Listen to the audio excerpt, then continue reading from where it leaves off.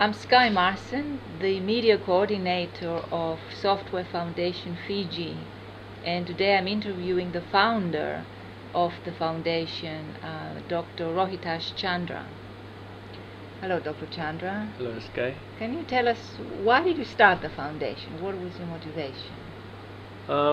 I guess there's no one single motivation for this for this foundation. So there are a number of events that motivated me, and one of the main events is the my travel to North Cyprus actually in year 2007, and from then I started using more of open source software solutions like Linux. And then there was this team there of students who used to teach everybody about Linux, share the news about Linux, and then that kind of team basically motivated me to do something like this in Fiji, where a number of students and academics kind of get together in a group and do something together, so that kind of they share their knowledge freely, and that free sharing of knowledge kind of motivated me to start this organization.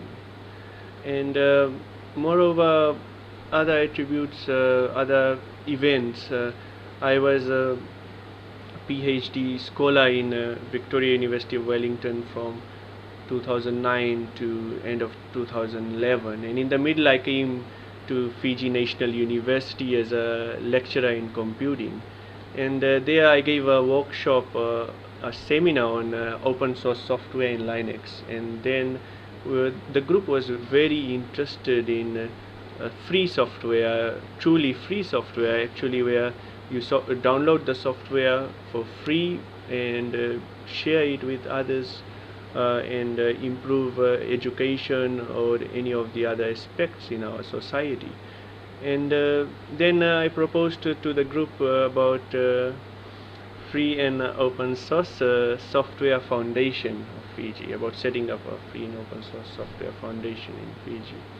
And the group was quite happy to join, and we began as a small group called FOSS Fiji, and then later we kind of moved to Software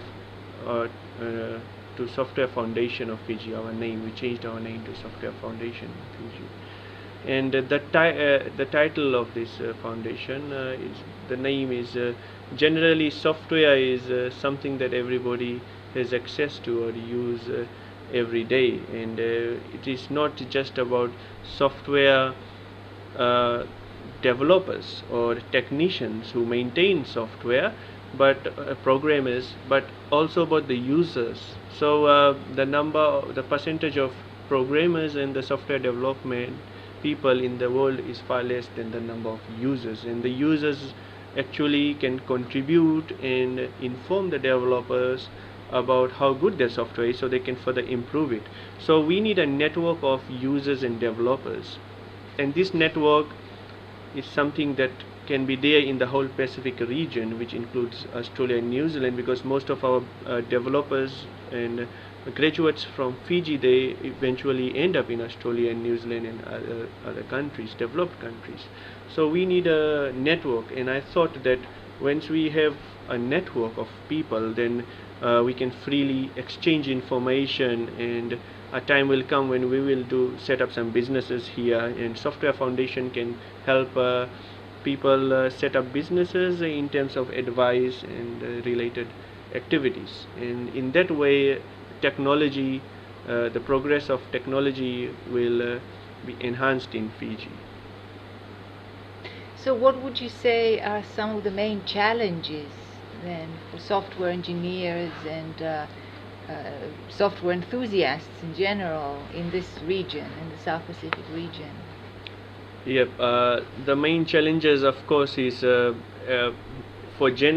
general, the main challenge of a graduate who is in computing science, information systems, or software engineering related area is to get a job. And we don't have a technology hub in the South Pacific region.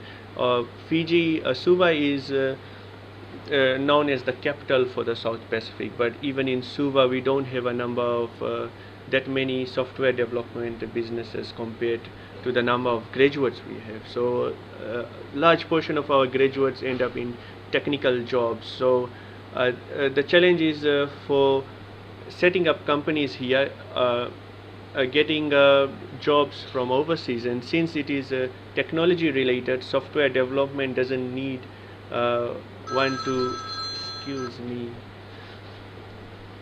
software related jobs don't need one to actually go to another country. So our graduates can actually work in Fiji and take projects from overseas, and in that way they will have employment. So the challenges of for our graduates is basically we are isolated, and that includes the similar challenges in other fields as well. Fiji is isolated, South Pacific is quite isolated, and we have limited access resources, and we have limited expert knowledge. We don't have that much of academics flying from overseas to teach in our local universities. We need to actually train our own locals to do their research and software development in that level where they can compete and collaborate with the software developers around the world. And to do that, we need a very good supply of internet.